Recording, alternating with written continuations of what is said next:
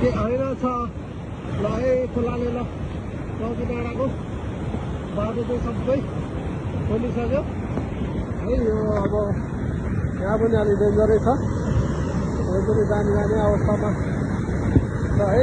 ल एकदम खतरा छ है, खोला झन्झन बढिरहेछ। यिनीहरू बिलहरू झर्दैछ बाटोको। ल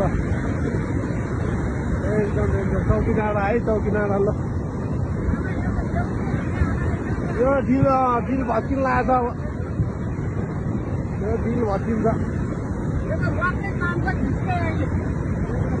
अलि बल्यो होला, खोल्दैछ